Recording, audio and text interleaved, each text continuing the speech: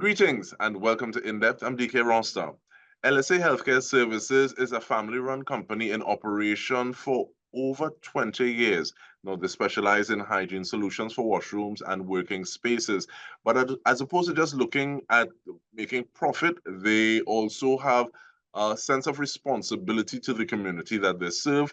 And they are working towards a goal of educating on menstrual hygiene, tackling period poverty, and a host of other things. We are going to be speaking about an event and possibly a little more with Director of Business Development, Leela Ramsingh.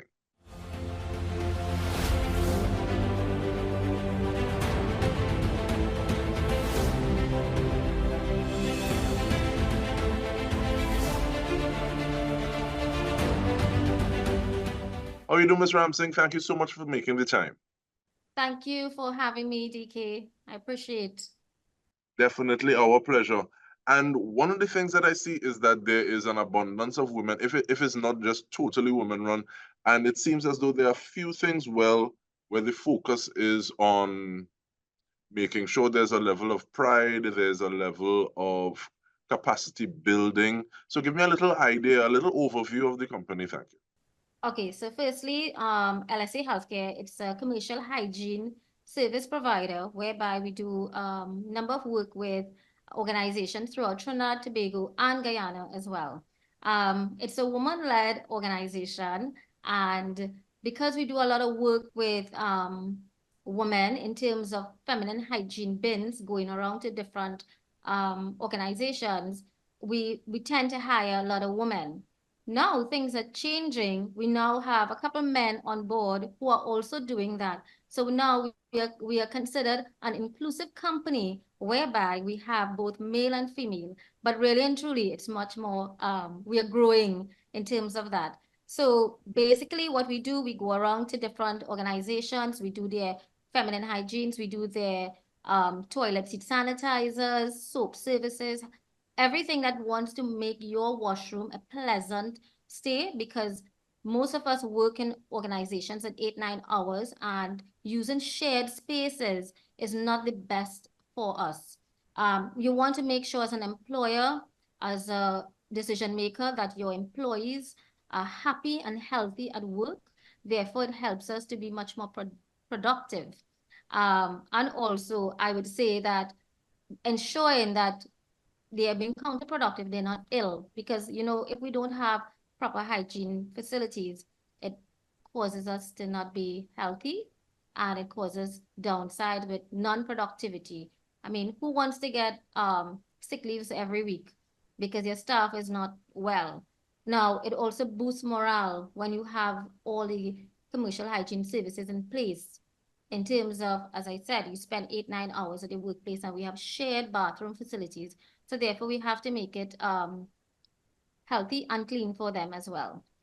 And it's interesting that you say that because many times there would be people who are at the workplace in for periods of time more than they are at home, at least at the workplace awake. So, and it's also something that people judge you on because when you walk in, cool, you see them people bathroom, but so in terms of like even like saying that we care about our team members, Of and this course. is both employees as well as customers, is Mm-hmm. definitely something to have. And it seems as though education is something that that LSA Healthcare Services Limited is big on, and even basically kind of promoting this hygiene culture. What are some of the things? Who are some of the partners that you all have in doing this? Actually, one of the things our mission is also to change the culture of hygiene in Trinidad and Tobago. And we started working with the schools because we believe that changing the culture can't only come from only adults, but we also have to inculcate it with our children. And we start from a very young age. Like, we would all, when we went back in primary school, how to wash your hands, how to brush your teeth, etc. Changing the culture of hygiene is not just one thing element. It goes a long way in terms of how we um, teach, how we show them, and how we are the role models for the younger generation. And also, I mean, they are the future, so we have to teach them the way. We started the program number of years ago, And now we are partnering with an NGO called Wash United out of Germany, going to these schools and enforcing and showing and teaching how to do proper disposal of feminine hygiene waste. Because we're in the industry for so long, we have seen the issues that we're challenged with, where our staff are faced with improper disposal. They don't know how to use a feminine hygiene bin. They're not educated on it. So we took the opportunity now, not just to provide a service, but hey, we are doing the extra and we are coming in and teaching your students. We're teaching even the adult women because they don't know how to do proper disposal. So it started all from there. And in the partnership, as the partnership with Wash United, we started to do the campaigns with period poverty. I'm sure you would hear that word all over about ending period poverty. And it stems from ensuring that we have the proper infrastructure in place for when a woman or a girl is menstruating. She would have the right, safe space in terms of soap, tissue, a sanitary bin for disposal. She should have a sanitary pads or tampons as needed. Some of the places that exist right now in our country, in Trinidad and Tobago, we don't have that facilities. And I would love for decision makers, the authorities at large to come on board and help because I mean, I've been to schools, primary schools, where we are doing these talks and you're hearing there's girls at the age of 9 now who are menstruating. They're now hearing about this. They're now learning about it and it's happening to them. And then you would hear the principal says, these kids don't even have sanitary napkins to use. And I mean, think about it. What could happen if we don't have um, correct menstrual hygiene management as for a young girl growing up? How do you feel? Your morale is not boosted. You don't feel happy. You don't feel healthy. And we as adults have to realize that it's something that we are going through a cycle every single month until we reach menopause. So it starts from, and I mean, as I say now, it's starting from the age of 9, and it's just hard on them. So we have the opportunity to help educate and also to make the changes. And there's where we come with the culture of hygiene, how we change that. And it starts with us filtering it down to decision makers and authorities who have the power to make the change.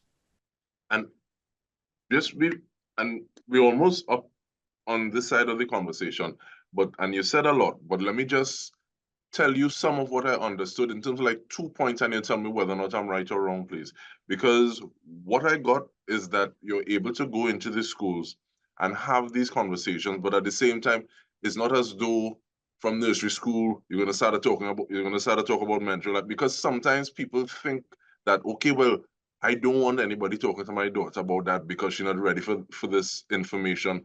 But is an a tiered approach. So you start off with proper washing of hands. You start off Correct. with brushing your teeth. Then Correct. and it's age appropriate information. So that Correct. is one thing. So I'm glad I got that. And I'm also thinking that it does not mean because you are at a certain age and you are now considered an adult that you have all of the information. So Right. sometimes we have these gaps that we may someone may look at us and think, well, you're supposed to know. And then somebody else might come and say ignorance of this doesn't mean that you're exempt from it. But I like the fact that there's a very inclusive approach, and you're also sharing that knowledge in a manner that is tiered, so it is appropriate. So Thank you. and so I'm glad I got those two things correct, and we continue the conversation when we return because there's so much more to talk about. And we're going to be doing it with Director of Business Development for LSA Healthcare Services Limited, Ms. Leela Ramsingh. When we return, stay with us.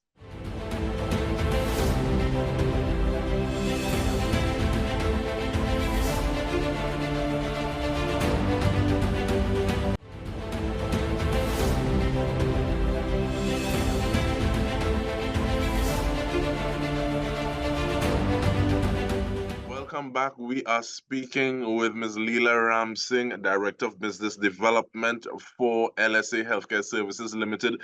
And one of the things that you would have been speaking about before we took that break, Ms. Ramsing, is bringing awareness. You also spoke about a partnership with Wash United. One of the things that I want to ask, though, is if you don't even know about feminine hygiene, some of these things that you're supposed to be using, applications, how it is you're dealing with them, how are you able to have that level of one, knowledge, two, security in the sense that you know what to do when it is that time, literally, and especially if you are in a space where it's not your space. You may not have all the things that you want at hand. You spoke about period poverty, and definitely, apart from just Wash United, there is a partnership that you're dealing with right now, and you have a little item to show me. So let's start off with that. Thank you. So you can splashate on that.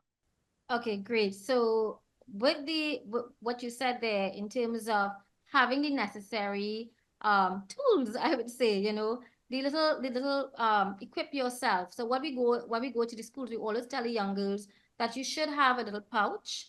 And I'll show this pouch you. This is one of the things that we are doing for our Menstrual Hygiene Day initiative for 2024, where we got the pouch designed by a local designer, Mary Singh, and she designed them.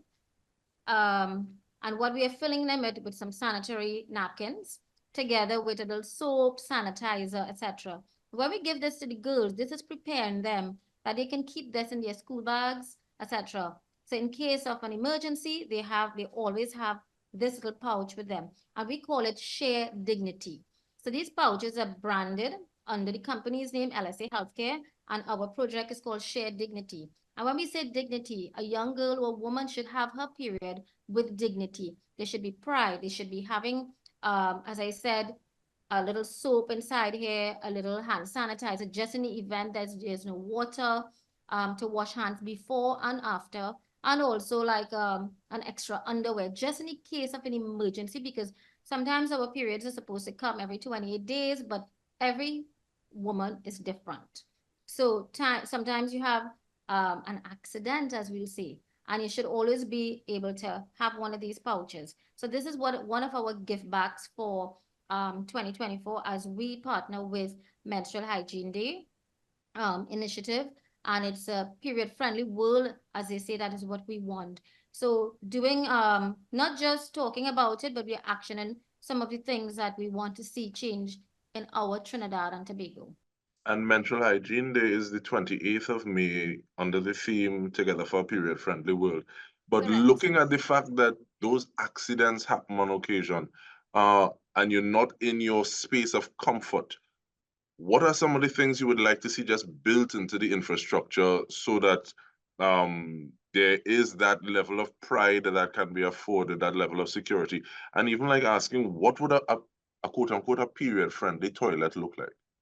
Okay, so a period-friendly toilet, firstly, should be a toilet with water, running water, soap, must have soap, toilet tissue, a sanitary napkins or tampons, and also a feminine hygiene bin for safe and proper disposal. That is what you call a period-friendly toilet. Thank you. And it's nice when you have these things itemized and just put out like this so people know exactly, as opposed to, I wonder, So, but, and also, while we itemizing, how do people partner with you? Because I want to know some of the actions that you all have for leading up to the day, because I know there's something on the 24th, there's something on the 28th. Yes, But in terms of those decision makers, policy makers, how do people say, okay, well, as opposed to what it is they're doing, I like that bag, it's cute. I right. could see my daughter with something like that. How do you enlarge the scope and build and help LSA Healthcare Services to scale up a bit? Okay, what we have been doing in the past, in a couple of years gone by, we would have done walk for a cause. We did it around the Queen's Park Savannah, we did it at Nelson Mandela Park, and a couple other places. And we got our customers, a number of our customers, we invite them to be part of it. So what they did, we got sponsors like who want to send ice cream, who want to send the doubles, who wants to send sanitary products. So some people donate they donate, and we tell them, okay, but this is what we're doing with the funds if they want to, because and what we do, we thank them on their social media pages and say, hey, these are the partners. So we had like 33 partners last year who partnered with us to make sure that this was a success. And what we did, we collected sanitary napkins on the day of the walk, and that is also being transferred to school. So when we go and we give a talk to school, we always present a gift basket or give out to the students. So now this is going back to reaching to many other children in Trinidad and Tobago. And And if, is sorry, please, yes, ma'am. yeah, if anyone wants to partner with us, feel free to reach us on our social media pages at LSA Healthcare, or call us on 389-8136, and we can reach out to them and see how we can build a longer partnership to help carry the word and to help change the culture of hygiene. I'll repeat the number: 356-2267. 356-2267. 2267, yeah. And it seems as though apart from just partnerships, you're also trying to build community. And I think one of the things moving towards that community, and the tangible action. I'm looking at your right wrist and looking at and watching bracelets. Yes, so this is our menstrual hygiene day bracelet, which is initiated in Germany by Wash United. It represents 28 beads total. So this is one that the team would have done, 28 beads, and five of them, which is significant to our periods, five. So you have five red dots. Now we're trying to be creative. It doesn't have to be beads. You can make it into a wristband using paper, using any creative things that, and it is about bringing awareness about menstrual hygiene day. So 25 of these, sorry, 23, and five of these give you the 28.